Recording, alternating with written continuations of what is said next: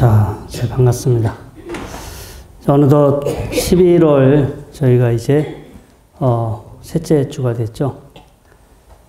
제가 10년 전이네. 10년 전 이맘때 딱 이 11월 중순에 제가 이 어머님을 모시고 미국 여행을 간 적이 있어요. 한 보름. 그래서 시애틀하고 LA하고 라스베가스, 또 뭐 워싱턴, 뉴욕, 그 나이아가라 폭포 엄청나게 싸게 250만 원에. 아, 그게 그때 모두 투어 그 델타 항공이 항공료를 무료로 해주고 모두 투어에서 특별 할인 이벤트를 해가지고 엄청나게 싸게. 예? 어떻게 저기 알게 됐어요. 그래서 싸게 다녀온 적이 있어. 그런데 아니 뭐 제가 라스베가스를 갈 일은 없겠죠. 없는데 패키지 안에 들었기 때문에 간 거예요. 제가 가고 싶어서 절대 라스베가스를 간 건 아니고 거기에 태양의 서커스라든가 되게 엄청 유명한 공연들이 많아서. 그런데 저희들이 묵었던 호텔은 카지노. 거기는 호텔마다 카지노가 있어. 그리고 저희 호텔에 객실을 들어가려면 카지노를 통과해서 들어가야 돼. 그냥 어떻게 객실로 못 가. 근데 만약에 제가 그 카지노를 통과하고 있을 때 누군가 내 사진을 찍어서 어디 올리면 어떻게 되겠어요? 그러면 스님이 카지노에 갔다. 이렇게 되겠지. 아무튼 다행히 뭐 그때 제가 그냥 편안한 복장을 입어서 그럴 일은 없었지만 제가 카지노를 이렇게 들어가는데 테이블 위에서 이 비키니를 입은 이쁜 아가씨가 한 키는 2m 되는 것 같아. 한 2m가 되고 테이블 위에 서 있으니까 제가 보니까 거인족 어디 영화에 나오는 거인과 같은 여자가 테이블 위에서, 옛날에 혹시 여러분 언더우먼이라고 아세요? 요즘 사람들은 모르겠지만 진짜 언더우먼처럼 하고 옷을 입고 테이블 위에서 춤을 추는데 내가 걸어가다가 길을 잃어버렸어. 그거 쳐다보다가 앞에 일행을 쫓아가야 되는데 생전 그런 광경을 처음 보잖아요. 이렇게 완전히 거기 넋이 퍽 빠져가지고 그래서 아무튼 근데 이게 여러분들 그 능원경이라는 경전을 보면은 능원경을 설하게 된 배경에 이제 그런 이야기가 나와. 이제 그 부처님하고 여러 스님들을 어느 분이 공양청을 했어. 그래서 다 이제 집으로 모셔서 공양을 대접해드리고 이제 이렇게 설법, 큰 법회를 열었는데 그때 안한 스님은 다른 데 어디 멀리 볼 일이 있어서 이제 출장을 갔다가 늦게 오는 바람에 그 자리에 참석을 못했어요. 이제 못했는데 이제 부처님이 다 왔는데 안한존자가 이제 안 오니까 안한존자가 지금 뭐 하고 있나 이렇게 신통력으로 보니까 기생집에 가 있어. 근데 기생집에 가려고 간 게 아니라 사실 그게 오리지널 스토리는 그 스님들이 그런데 갈 수가 없죠. 근데 이제 그 능원경이라는 경전이 사실은 후대에 만들어진 경전이라서 그런 에피소드가 이제 들어갈 수 있는 거고, 안한 스님이 이제 이렇게 가다가 거기 그 경전에서 유곽이라고 하는데 이제 기생집이지, 거기에 또 그 이쁜 그 기생이 주문을 걸어서 주문에 홀려가지고 안한 스님이 그렇게 기생집에 들어가게 됐다. 이제 이렇게 돼 있어. 그러면 그 이쁜 여자의 주문에 홀려가지고 기생집에 들어가 있으면 이제 문제가 생겨요? 안 생겨요? 이제 생길 수가 있지. 그래서 부처님이 신통력으로 가만히 보니까 야, 이거 가만히 내버려두면 큰 문제가 될 수 있겠다. 그래서 이제 부처님이 다시 이제 주문을 외워서 이 기생이 마법을 걸었는데 기생이 걸은 그 흑마술에서 안한 스님이 벗어나게 해서 다시 이제 안전하게 이 스님들이 계신 곳으로 이제 돌아오게 된다. 이제 그러면서 이 능원경의 앞부분이 시작을 해요. 그래서 저도 이제 능원경 그 대목을 보면서 갑자기 제가 그 라스베가스 생각이 났어. 그래, 나도 지나가다가 그 모습에 이렇게 넋이 빠졌잖아. 우리가 넋이 빠진 거야. 넋이 빠져가지고, 어떤 대상에 우리의 마음을 이제 빼앗기고 사는 거지. 저만 넋이 빠져요? 아니면 여러분들도 넋이 빠진 채로 살아? 응? 여러분들은 수시로 넋이 빠지지. 그래, 안 그래요? 넋이 빠져요? 안 빠져요? 넋이 빠지지. 아무튼, 제가, 전에도 사이렌, 예? 사이렌 요정, 그게 서양에서도 그런 이야기가 있어요. 우리가 스타벅스 가면, 스타벅스에 그 여자, 머리 산발한 여자가 나오는데, 그 사람이 인어공주가 아니라, 인어공주도 틀린 말은 아니지만, 사이렌 요정이지. 그래서 우리가 호메로스라는 사람이 쓴 그 서사지가 일리아스하고 오디세이아라는 유명한 서사시가 있는데 서양에서 전해 내려오는 거기에 오디세이아에 나오는 오디세우스 장군이 있어. 이 사람은 원래 트로이 목마, 트로이 목마 할 때 그 아이디어를 제공한 사람이야. 그래서 전쟁에 뭔가 이기게 할 수 있도록 도와준 그런 어떤 역할을 했는데 이 사람은 그리스 쪽에 사는 게 아니라 이쪽에 트로이 지역에 가까이 살던 사람이었고, 그래서 트로이 왕의 노여움을 받아가지고 이제 쫓겨나. 그래서 20년간을 이제 떠돌이 생활을 하게 됩니다. 20년간 떠돌이 생활을 해. 중간에 마법에 걸려서 자기가 집에 가는 길을 잃어버렸어. 나중에 이제 20년 후에 그 마법에서 깨어나서 집에 가는 길을 알아서 집으로 돌아가게 되는데, 그 사람 이야기가 여러 가지 모험이 벌어지는데, 우리가 알고 있는 이제 유명한 그 에피소드가 그거예요. 이 사이렌이 이탈리아 가면은 나폴리라는 항구 도시가 있어요. 그 나폴리에서 서울서 대전 정도 거리 되는 쪽으로 조금 한두 시간 밑으로 내려가면 소렌토라는 우리 자동차 소렌토 있잖아. 이 도시 이름이 항구 이름이 소렌토라는 도시가 있는데 그 소렌토가 옛날 지명이 사이렌이야. 사이렌. 우리 사이렌 울린다 할 때 사이렌. 그런데 옛날에 선원들이 그 지역을 배를 타고 지나가다 보면 이상한 요정의 노랫소리가 들리고 그 노랫소리에 홀려서 넋이 빠져서 다 너무 미쳐서 바다로 뛰어들어서 다 죽었다. 그래서 그 지역을 통과하는 사람마다 사람들이 죄다 선원들이 바다에 빠져 죽게 돼. 그래서 이 오디세우스 이 장군이 궁금한 거야. 도대체 그 소리가 무슨 소리길래 저 소리를 듣고 저렇게 퐁당 물에 빠질까? 궁금하지 않아요? 궁금하지. 제가 그 라스베가스에서 거기 비키니 입은 그 아가씨한테 폭 빠져가지고 길을 잃어버렸잖아. 그런데 똑같아.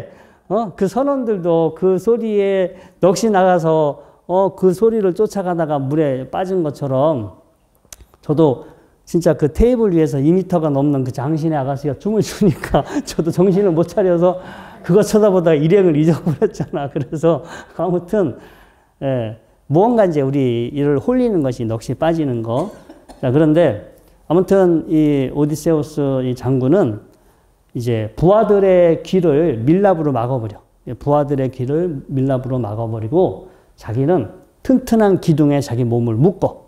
그래서 이 부하들에게 어떠한 한이 있더라도 이 나를 풀어주면 안 된다. 이게 신신당부를 해. 그리고 나서 그 사이렌 지역을 이렇게 통과를 하게 되는데 이제 그 사이렌 요정들이 홀리기 위해서 막 이렇게 유혹을 하고 노래를 부르잖아. 근데 이 부하들은 다 귀를 밀랍으로 막았으니까 소리가 안 들려. 그래서 아무런 영향이 안 미쳐.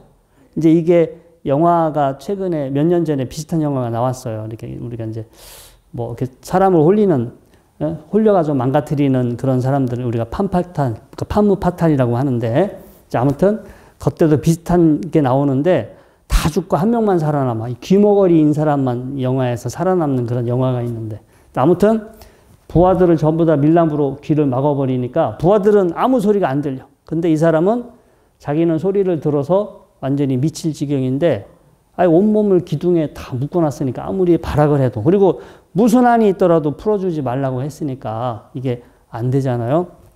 그래서 결국은 아무도 이렇게 손상을 입지 않고 그 지역을 통과해.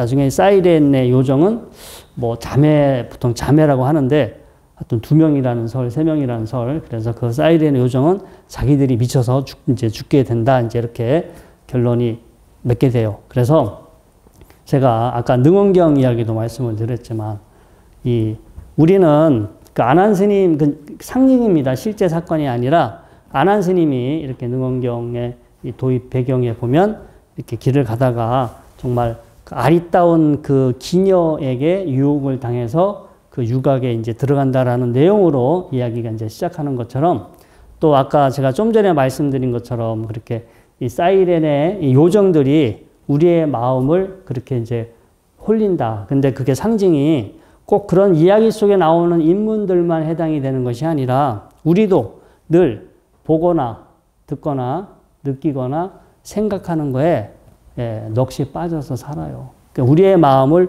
홀리는 것들이 많아. 근데 홀리는 것들이 뭐 여러 가지가 있어요. 가장 많이 홀리는 게 이제 무서운 거. 제가 예전에 진주에 산 적이 있어요. 진주에 산 적이 있는데 거기 청곡사라는 절 뒤에 가면 월아산이 있어. 월아산. 그러니까 이게 월화가 초승달을 상징하거든요. 정말 이렇게 초승달이 떴을 때 그때 월화산에 밤에 올라가서 보면 산에 굽이 산의 능성들이 쫙 이렇게 보여서 황홀해. 네, 그때 완전히 사람을 넋이 나가게 할 정도로. 그래서 초승달이 떴을 때 월화산을 올라가려면 몇 시에 올라가야 돼요? 그치, 껌껌해졌을 때 올라가야 이제 이렇게 달빛의 광경을 보지. 그래서 보통은 저녁 때 해가 지면 뭐 9시 넘어서 이제 10시쯤 이렇게 산을 올라가. 근데 이제 그 월화산은요, 뱀이 많고 진해가 많아. 저도 거기 암자에 살 때 정말 매일매일 신발 속에 진해가 들어와 있거나 제 방바닥에 진해가 돌아다녀서 제가 네모난 모기장을 제 침대에 완전히 이렇게 밀착을 시켜가지고 진해가 못 들어오게 하면서 제가 거기서 지낸 적이 있었는데 아무튼 뱀은 많아. 이렇게 걸어가면 늘 이렇게 뱀이 지나가는 걸 봐. 근데 뱀도 그냥 뱀이 아니라 살모사. 근데 살모사는 가끔 새끼들이 돌아다녀. 새끼들은 귀엽더라고. 그래서 막 손으로 만지려고 하니까 스님 만지면 안 된다고. 새끼도 똑같은 독을 갖고 있어서 이렇게 만졌다 물리면 큰일 난다고. 그래서 막 뱀들이 이렇게 다니면서 그래서 제가 저녁에 산에 올라갈 때는 나무로 계속 두드리면서 가. 앞에 이제 뱀이 있으면 도망가라고. 그런데 어느 날 제가 지팡이 없이 월화산을 이렇게 올라가는데 아예 앞에 뱀 한 마리가 있는 거야. 근데 이제 이렇게 발로 땅을 치고 이렇게 저기 해도 뱀이 움직이질 않아. 난 저기를 빨리 통과를 해야 되는데 그래야 산에 올라가서 또 경관을 보잖아요. 그래가지고 이거 저거 어떡하지? 저 뱀이 움직이지도 않고 저렇게 앞에 저기 이렇게 또아리 들고 있으니까 그래가지고 막 이렇게 쫄아가지고 이제 어떻게 주변에 있는 나뭇가지 갖고 이렇게 건드려 보려고 이렇게 다가가 보니까 나무 뿌리였어. 그러니까 나무 뿌리인데 가끔씩 잘못 뿌릴 때가 있어요. 우리가 호수 같은 거 뭐 이런 거 보면은 어두울 때 보면은 뱀이 왜냐면 내가 낮에 늘 봤기 때문에 그 자리에서 뱀을 봤기 때문에 저기에 뱀이 있다라고 저는 그렇게 생각할 수밖에 없어. 그래서 잠시나마 제가 공포감을 느꼈지. 그런데 아무튼 근데 그때도 내 마음을 빼앗긴 거야. 그 대상에 저기 뱀이 있다. 뱀이 있기 때문에 제가 이제 공포심에 제 마음을 빼앗긴 적이 있었는데 아무튼 우리는 살면서 보거나 듣거나 느끼는 거에 늘 마음을 빼앗기고 산다. 마음을 빼앗기고 사니까 마음이 흔들리고 마음이 동요해. 그래서 우리 마음이 멀미를 해. 여러분들이 차를 타고 어디 여행을 가는데 꼬불꼬불 길도 계속 그 운전하시는 분이 막 난폭하게 운전해서 차가 좌우로 흔들리면 기분 좋아요, 안 좋아요? 멀미해요, 안 해요? 하지. 운전하시는 분만 안 하고 다 멀미할 수도 있어요. 자, 그런데 내가 내 마음대로 안 돼. 운전자는 자기 마음대로 하니까 멀미를 안 하지만 나머지 승객들은 어떻게 움직일지를 사전에 알지 못하기 때문에 너무나 많은 자극이 들어와서 멀미를 할 수밖에 없어. 근데 우리가 주체적으로 우리의 마음이 주인이 돼서 우리의 마음을 이렇게 주인처럼 쓰면서 살면 내 마음의 주인이 돼서 산다면 우리 마음이 흔들리지 않고 동요되지 않아서 우리가 스트레스도 안 받고 괴롭지가 않지. 근데 우리는 우리를 둘러싼 상황, 우리 주변에서 벌어지는 사건들, 내 안에서 일어나는 느낌들, 나한테 일어나는 감정 또 생각들에 끊임없이 쉬지 않고 우리가 시달리면서 살아가고 있어. 근데 제가 아까 오디세우스의 이 사이렌 요정 이야기처럼 뭔가 여러분들의 마음을 단단한 기둥에, 마음속에 여러분들의 뭔가 마음이 흔들리지 않고 이렇게 다 고정시켜서 묶어놓을 수 있는 여러분들만의 마음의 기둥이 필요해요. 그 기둥은 있어. 근데 지금은 약간 이쑤시개 정도로 되게 약해. 기둥이, 이 젓가락 크기도 안 돼. 좀 그 기둥을 좀 강화시켜서 우리 이 용화사의 이 큰 기둥처럼 여러분들을 흔들리는 여러분들을 묶어둘 수 있는 그런 단단한 기둥으로 여러분들이 계속해서 성장을 시키셔야 돼. 그렇게 할 수 있는 방법이 사실은 우리가 이제 여러 가지 방법이 있지만 우리가 이제 기도와 수행, 명상이 대표적인 방법이 있고요. 이제 가장 우리가 쉽게 현실적으로 할 수 있는 것은 호흡하면서 연불하기예요. 호흡하면서. 오늘 여러분들 와서 이제 연불은 다 하셨죠? 관세음보살님 정근, 화엄성정 정근하면서 기도를 하셨는데 이제 그렇게 이제 스님과 함께 이렇게 마음을 맞춰서 하시는 것도 좋고, 그다음에 이제 이렇게 시간이 날 때마다 가만히 앉아서 숨을 편안하게, 아까 우리 명상도 했잖아요. 그래서 숨을 편안하게 들이쉬고 내쉬면서, 들이쉬고 내쉬면서 관세음보살 마음속으로 한 글자씩 관세음보살 이렇게 할 수도 있고, 지장보살을 할 수도 있고, 아니면 불법승 삼보를 한 글자씩 불법승. 이제 여러분들이 시간만 되면 하루 12시간씩 3년만 하시면 기둥이 생기는데 12시간씩 못 하시잖아. 그러면 6시간씩 6년을 하시든가, 그러면 다시 그걸 시간을 줄이면 몇 년이 걸릴 거야. 응? 그래서 아무튼 틈나는 대로 한다. 내가 이제 나한테 하루에 시간이 주어지면 틈나는 대로 이렇게 내 마음속에 흔들리지 않는, 나의 마음을 묶어둘 수 있는 단단한 기둥을 내가 이제 만들어 가겠다.